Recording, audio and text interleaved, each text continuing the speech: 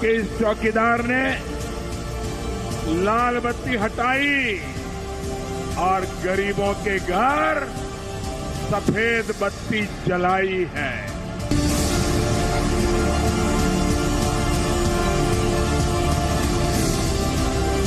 मतदान राष्ट्र की सुरक्षा, विकास और एकात्मता के लिए करना चाहिए। जो भी सरकार चुनकर आएगी वो देश के हित में काम करेगी। वोटिंग करना चाहिए, बस खत्म, भूलना नहीं चाहिए, ये अपना अधिकार है। देश के विकास के लिए वोट डालने आई।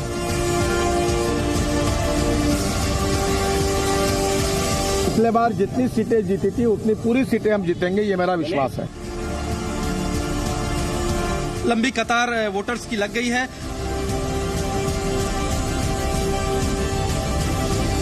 हम चाहते हैं कि वो कैंडिडेट जीते जो हमारी बात आगे पहुंचाए।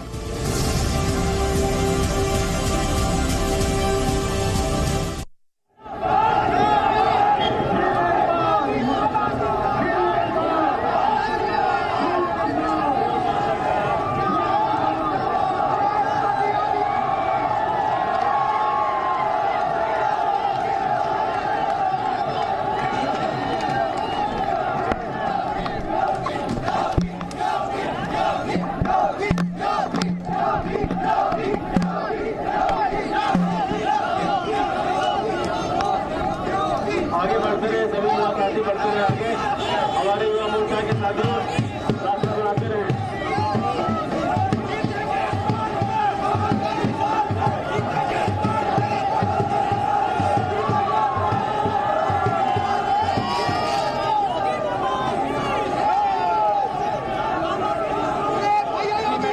पाएंगे और इसीलिए अमेठी से भाग करके उन्होंने केरल की एक सीट को चुना है।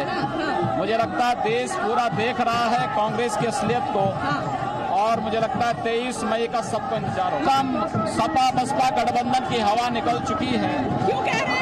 पहले चरण के चुनाव के मतदान के रुझान को देखिए। भारतीय जनता पार्टी पहले चरण के 8 सीटें जीत रही है, दूसरे चरण की 8 सीटें जीतेगी और पूरे उत्तर प्रदेश में 74 प्लस का लक्ष्य प्राप्त करेंगे। 74 प्लस का लक्ष्य प्राप्त करेगी। अमेठी और आजमगढ़ भी बीजेपी जीतेगी। योगी जी तो लोकतंत्र के सबसे बड़े पर्व पर यह अखिल भारतीय कवरेज जी न्यूज पर लगातार जारी है। योगी आदित्यनाथ को आपने देखा स्मृति ईरानी के लिए वोट मांगते हुए। जल्दी से आपको अपडेट देते हैं। बिहार में अगर 4 लोकसभा सीटों की बात की जाए तो 12 बजे तक करीब 25%, हाँ 24.57% मतदान हुआ है। महाराष्ट्र में सुबह 11 बजे तक औसत मतदान की बात करें तो 13.7% ये रहा है।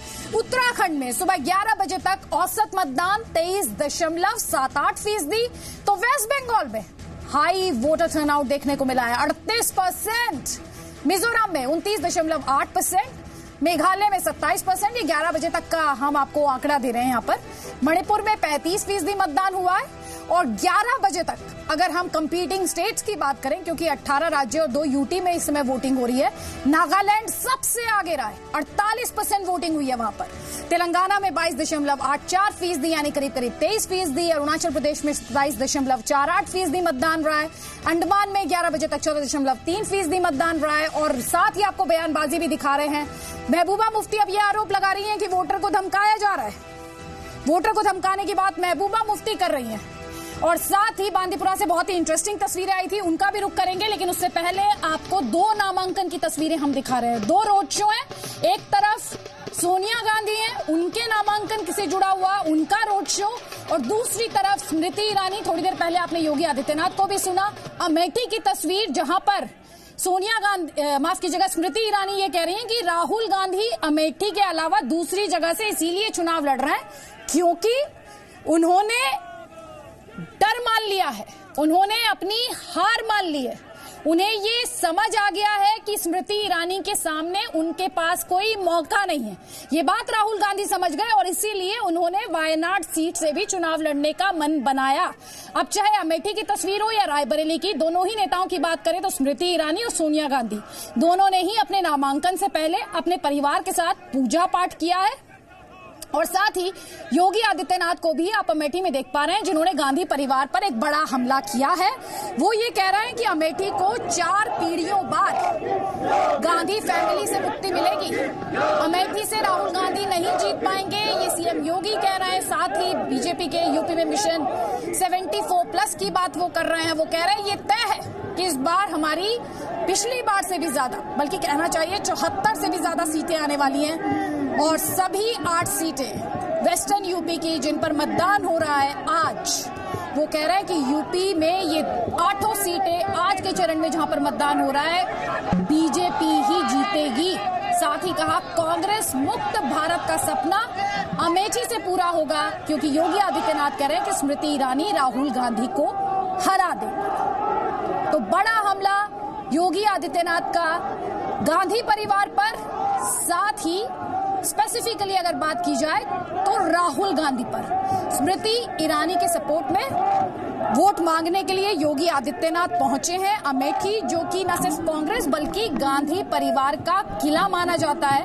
99 से लेकर अभी तक गांधी फैमिली के पास है, पहले सोनिया गांधी और उसके बाद राहुल गांधी, आप ये समझ लीजिए 2004 से, और 3 बार वहीं से सांसद रहे। लेकिन पिछली बार आपको ये भी याद होगा कि राहुल गांधी को कड़ी टक्कर स्मृति ईरानी की तरफ से मिली थी। 1 लाख कुछ हजार वोटों से ही वो अपनी सीट को बचा पाए थे। और स्मृति ईरानी अब यही बात कह रही है कि वो तो मेरे आधी बार भी, वो कह रही है मैं करीब 35 बार, 30 से ज्यादा बार जा चुकी हूँ अमेठी। राहुल गांधी तो वहां पर एब्सेंट रहे, क्या उपस्थित रहे हैं। और अमेठी अब ऐसे एमपी से छुटकारा चाहता है। इस समय मेरे 4 सहयोगी आपको स्क्रीन पर नजर आ रहे हैं। खालिद हुसैन, जिन्होंने बहुत ही दिलचस्प और हौसला बढ़ाने वाली तस्वीरें बांदीपुरा से पहुंची, उनको आप देख पा रहे हैं।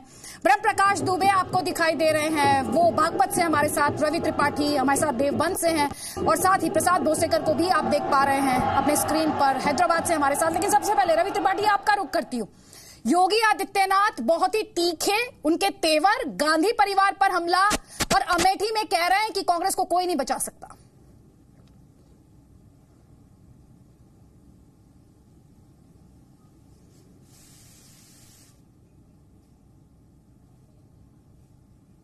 रवि, आप मुझे सुन पा रहे हैं?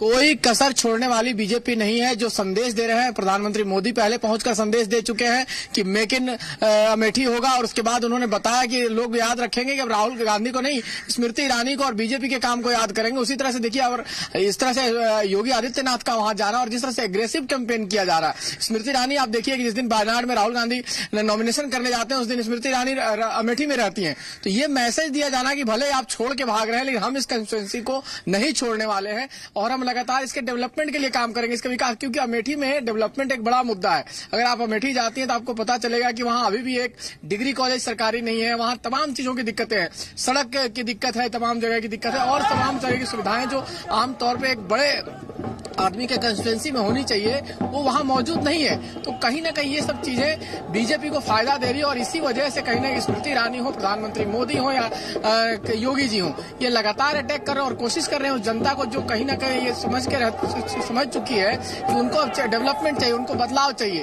तो उनको अगर ऐसा लगता है कि अगर चेंजेस का मौका है और इस बार बदल डालो, जो हालात दिख रहे हैं, और जिस तरह से पिछली बार मार्जिन कम हुआ था, देखिए 2004 में 2.5 लाख के आसपास मार्जिन होना, 2009 के चुनाव में लगभग मार्जिन जाता है 3,70,000 के आसपास का मार्जिन आता है राहुल गांधी का, और 2014 में वो मार्जिन 1 लाख के आसपास आके सिमटता है। और मैं बार बार कहता हूं कि क्योंकि उस समय समाजवादी पार्टी की सरकार थी प्रदेश में, और समाजवादी पार्टी का सपोर्ट था कांग्रेस को, इस वजह से राहुल गांधी अपनी सीट बचा पाए। लेकिन इस बार प्रदेश में सरकार योगी सरकार है, देश में मोदी सरकार है, तो इस ऐसी स्थिति में राहुल गांधी के लिए बिना काम किए उस सीट को जीतना बहुत मुश्किल है, और इसलिए कांग्रेस के लोगों की हालत खराब है।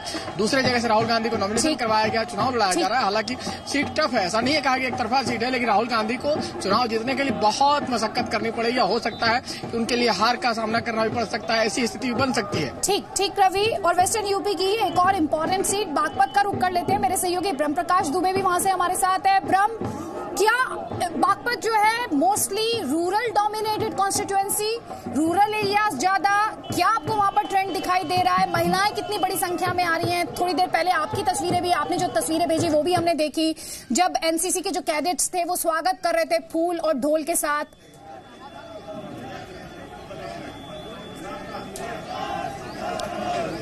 बिल्कुल अदिति, देखिए अगर हम बात करें वेस्टर्न यूपी की तो सुबह से ही अच्छी तस्वीरें देखने को मिल रही हैं। ना सिर्फ महिलाएं पुरुष बल्कि यूथ भी बड़ी तादाद में वोट करने के लिए पहुंच रहे हैं। देखिए जैसा अभी रवि बात कर रहे थे अमेठी की, अमेठी और बागपत की बात करें तो एक समानता है। अमेठी में राहुल गांधी अपना किला बचाने की कोशिश कर रहे हैं, तो बागपत की बात करें, बागपत में आरएलडी का किला पिछले बार 2014 के लोकसभा चुनाव में ढह चुका है। इस बार अस्तित्व बचाने की लड़ाई है चौधरी अजित सिंह के सामने, क्योंकि पिछले बार 3 लाख से ज्यादा मार्जिन से हारे थे। इस बार उन्होंने बेटे को उतारा है, लिहाजा अस्तित्व बचाने की लड़ाई है। राहुल गांधी अमेठी में अपना किला बचाने की जुगत में लगे हैं, कोशिश कर रहे हैं, तो बागपत में वही आरएलडी कर रही है। हालांकि सपा बसपा और कांग्रेस का समर्थन है, इसके बावजूद मुकाबला खड़ा है। हमने सुबह से देखा है बड़ी तादाद में वोटर पहुंच रहे हैं और अधिकतर वोटर मान रहे हैं कि इस बार नेशनल इशू है, जो राष्ट्रवाद मुद्दा है, वो न कहीं दिमाग में चल रहा है। तो एक तस्वीर है। हालांकि किसान, कृषि, गन्ना ये बड़े मुद्दे रहे हैं, किसानी और गन्ने की कीमत वेस्टर्न यूपी के बड़े मुद्दे रहे हैं। लेकिन इस बार हमने देखा है, लोगों से अदिति सुबह से बात कर रहे हैं, लोग कह रहे हैं कि बदलाव हुआ है, विकास हुआ है, और साथ में जिस तरह से एयर स्ट्राइक हुई है, कहीं ना कहीं वो छवि अभी भी लोगों के दिमाग में बनी हुई है। लोगों को लगता है कि अगर एक मजबूत लीडरशिप चुनते हैं, एक मजबूत सरकार केंद्र में अगर चुनते हैं, तो दुनिया में उसका असर पड़ता है। यही वजह है कि हमने जिससे भी सुबह से बात की, कहीं ना कहीं एक झलक, एक संकेत मिलता है उसका अदिति कि जी हाँ, ये मुद्दा है, उनके मन में एक छाप है। अदिति, खालिद हुसैन का रुख करते हैं। खालिद, बांदीपुरा में आप मौजूद हैं, आपके पास और पोलिंग बूथ्स को लेकर क्या इन्फॉर्मेशन पहुंच रही है, कितना वोटर टर्न आउट है? बाकी तो आपने जो तस्वीरें भेजी हैं वो खुद ही बहुत कुछ कह रही हैं, बल्कि कहना चाहिए बहुत कुछ नहीं, सब कुछ कह दे रही हैं कि कैसे उन्हें आतंकवाद की परवाह नहीं है, वो अलगाववादियों को कुछ नहीं समझते, वो नेताओं को कोई तरजीह नहीं देते, जो कहते हैं कि भारत का झंडा उठाने वाले नहीं रहेंगे घाटी में। सबको एक सुर में जवाब देते हैं, बैलेट बटन दबाते हैं, अपनी बात दर्ज कराते हैं।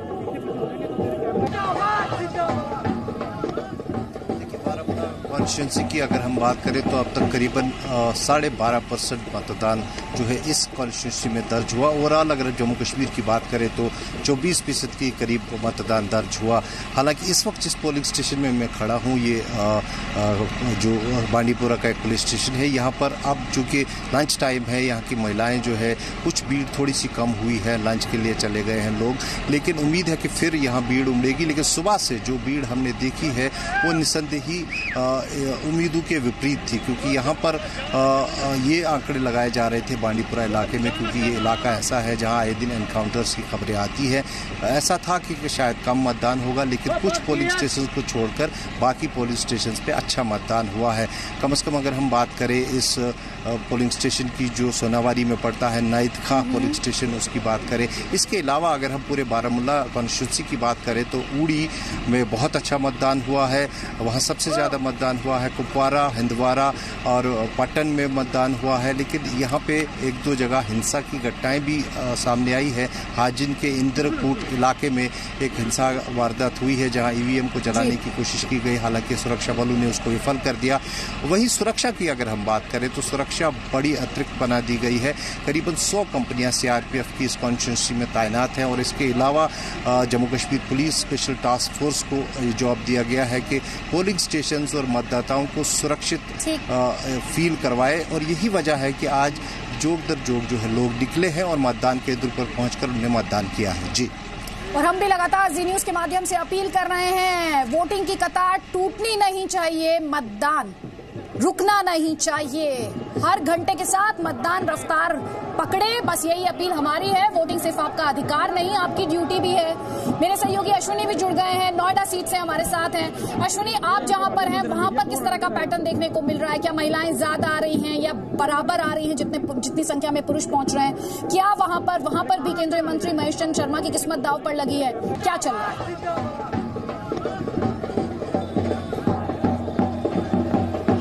देखिए, लगातार हम लोग अलग अलग पोलिंग बूथ पर घूम रहे हैं सुबह से, और हम देख रहे हैं कि लोग निकल करके आ रहे हैं, लोगों में उत्साह देखने को मिल रहा है। अभी हम एक शख्स से मिले जो कि खास तौर पे यूके से आए थे वोट डालने के लिए। इस वक्त हम लोग नोएडा के सेक्टर 22 में है, यहाँ पर भी हम आपको दिखाते हैं। इस वक्त हालांकि जो लोगों की संख्या है, जो कि दोपहर का वक्त है, धूप काफी है, तो लोग अब इक्का दुक्का करके आ रहे हैं, लेकिन सुबह के वक्त में संख्या अच्छी खासी थी और जैसे जैसे थोड़ा शाम होगी, ये धूप कम होगी, तो उसके बाद ये संख्या और ज्यादा बढ़ने की उम्मीद की जा रही है। हम आपको बताएं कि करीब 24 लाख के आसपास मतदाता है इस बार गौतम बुद्ध नगर में, जो लोग अपने मतदान का प्रयोग यहाँ पर करेंगे। और अगर मोटे तौर पर देखा जाए तो गुर्जर आबादी काफी ज्यादा है यहाँ पे, इसके अलावा यादव भी है यहाँ पे। तो आमतौर पे जो ग्रामीण इलाका है गौतम बुद्ध नगर का, वहां पर काफी ज्यादा जोर रहता है, वहां पर जो वोटिंग होती है उसका काफी ज्यादा असर पड़ता है। शहरी जो इलाका है वहां पर चूंकि मतदान जो है बहुत ज्यादा नहीं रहता है, इस वजह से जो ग्रामीण इलाके हैं वहां के पर जो मतदान होता है उसका असर नतीजों पर दिखाई पड़ता है। चूंकि इस बार महेश शर्मा मैदान में है, इनके मुकाबले में सतबीर नागर हैं जो कि गठबंधन उम्मीदवार है। इन दोनों के बीच सीधा मुकाबला माना जा रहा है। हालांकि कांग्रेस की तरफ से अरविंद सिंह भी मैदान में है, लेकिन जो टक्कर मानी जा रही है वो सतबीर नागर और महेश शर्मा के बीच में मानी जा रही है। और देखना होगा कि इस बार महेश शर्मा, जो पिछली बार इनकी बढ़त थी, करीब 50% वोट इन्होंने हासिल किए थे, वो इस बार कायम रख पाते हैं या नहीं रख पाते, क्योंकि अगर देखा जाए इंटरेस्टिंग है। बहुत सारे सवाल है जिनके जवाब आपको 23 मई को मिलेंगे, लेकिन इस समय हम आपको स्मृति ईरानी का रोड शो जो अमेठी में चल रहा है, योगी आदित्यनाथ वहां पर पहुंचे हैं, स्टार कैंपेनर है बीजेपी के, उत्तर प्रदेश के सीएम भी हैं, वो पहुंचे हुए हैं स्मृति ईरानी के लिए वोट मांगने के लिए। उससे जुड़ी हुई तस्वीर आप अपने स्क्रीन पर देख पा रहे हैं, उसकी तस्वीर। और साथ ही मेरे सहयोगी प्रसाद भोसेकर हमारे साथ हैदराबाद से। प्रसाद, थोड़ी देर पहले जब हमारी बात हो रही थी तो आप कह रहे थे कि तस्वीरें हम आपको लगातार दिखाते रहेंगे, क्योंकि हमारा वादा आपसे होता है कि कोई तस्वीर आपसे छूटनी नहीं चाहिए, कोई खबर आपसे छूटनी नहीं चाहिए। तो एक तरफ सोनिया गांधी का काफिला है, उनका रोड शो है, दूसरी तरफ स्मृति ईरानी, योगी आदित्यनाथ इस रोड शो में पहुंचे हुए। प्रसाद, मेरा आपसे सवाल ये, जब पहले बात हो रही थी तो आप कह रहे थे कि भाई जगन मोहन रेड्डी की जो पार्टी है और साथ ही टीडीपी के जो वर्कर हैं उनमें आपस में एक क्लैश हो रहा है। कई जगहों से ऐसी खबरें थी। साथ ही हम ये सोशल मीडिया पर देख रहे हैं कि ईवीएम को लेकर कुछ इलाके हैं, कुछ पोलिंग बूथ हैं जहां पर शिकायत है। इन दोनों ही को लेकर, इन दोनों ही पहलुओं को लेकर आपके पास क्या अपडेट है?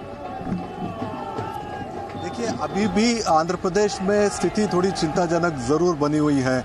जगह जगहों से, खास करके 6 जिले आंध्र प्रदेश के हैं जहां पर जो है हिंसा की वारदातें, ऐसी खबरें आ रही हैं। खास करके तेलुगुदेशम पार्टी के कार्यकर्ताओं और वाईएसआरसीपी के कार्यकर्ताओं के बीच झड़पों की जो है खबरें आ रही हैं। और बताया जा रहा है कि अनंतपुर में खास करके ताड़ीपत्री जो असेंबली कॉन्स्टिट्यूंसी है वहां पर जबरदस्त दोनों के बीच में भिड़ंत हुई है, कांग्रेस, वाईएसआर कांग्रेस और टीडीपी के कार्यकर्ताओं के बीच। और दोनों ही पार्टियां इलेक्शन कमीशन को एक के बाद एक चिट्ठियां लिख रही है और एक दूसरे पर कंप्लेंट कर रही है। तो एक तरफ तेलंगाना में शांतिपूर्वक मतदान चल रहा है, लेकिन दूसरी तरफ आंध्र प्रदेश में, क्योंकि काफ़ी दोनों के बीच में काफ़ी कड़ी टक्कर है, वहां पर असेंबली के साथ साथ पार्लियामेंट के भी चुनाव हो रहे हैं।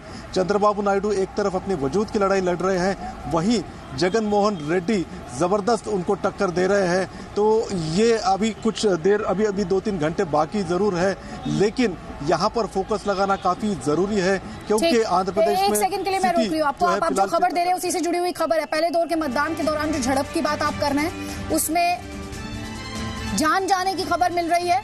अनंतपुर जिले की बात कर रहे थे, मुझे याद है आप। वाईएसआर कांग्रेस के जो कार्यकर्ता हैं उनकी हत्या हो गई है, उनकी मौत हो गई है। ये दुखद खबर हम दे रहे हैं। लोकतंत्र का पर्व एक तरफ देश मना रहा है, दुनिया का सबसे बड़ा लोकतंत्र, और जो क्लैश को लेकर लगातार प्रसाद भोसेकर जानकारी आप तक पहुंचा रहे थे, खबर पहुंचा रहे थे, उसी में ये बुरी खबर मिल रही है कि मतदान के दौरान झड़प हुई और उसमें वाईएसआर कांग्रेस के जो कार्यकर्ता हैं उनकी मौत हो गई है। लोकतंत्र में हिंसा के लिए जगह नहीं हो सकती। ऐसे ही हमने आपको सुबह में दिखाया था कि एक उम्मीदवार इतने ज्यादा नाराज हो गए थे, ईवीएम पर गुस्सा उन्होंने निकाला था, ईवीएम उठाकर फेंक दी थी। और अब वाईएसआर कांग्रेस के कार्यकर्ता की मौत की खबर मिल रही है, क्योंकि टीडीपी के जो वर्कर्स थे, उसका जो कार्यकर्ता था टीडीपी का, उसके साथ क्लैश हुआ। दोनों पार्टी के कार्यकर्ताओं के बीच क्लैश हुआ और इस झड़प में वाईएसआर कांग्रेस के कार्यकर्ता की मौत की खबर मिल रही है।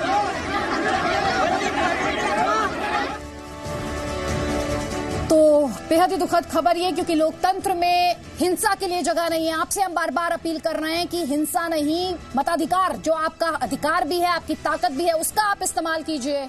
बटन दबाइए, वतन बदलिए और अपनी सेल्फी जी न्यूज को भेजिए #वोटर राउंड 1 पर। वोटिंग राउंड 1 पर भेजिए। एक छोटे से ब्रेक के बाद लौट रहे हैं हमारे सुपरस्टार जो अभी तक के हैं, उनकी तस्वीर हम आपको दिखा रहे हैं लगातार, साथ ही आपको व्हाट्सएप नंबर भी दिखा रहे हैं और हैशटैग वोटिंग राउंड 1 पर आपसे आपकी सेल्फी भेजने की भी अपील कर रहे हैं। नाम और चेहरे स्क्रीन पर, अरविंद कुमार, आशा, साथ ही ज्ञान प्रकाश, एसके चौधरी और भी कई सारे नाम अपने स्क्रीन पर।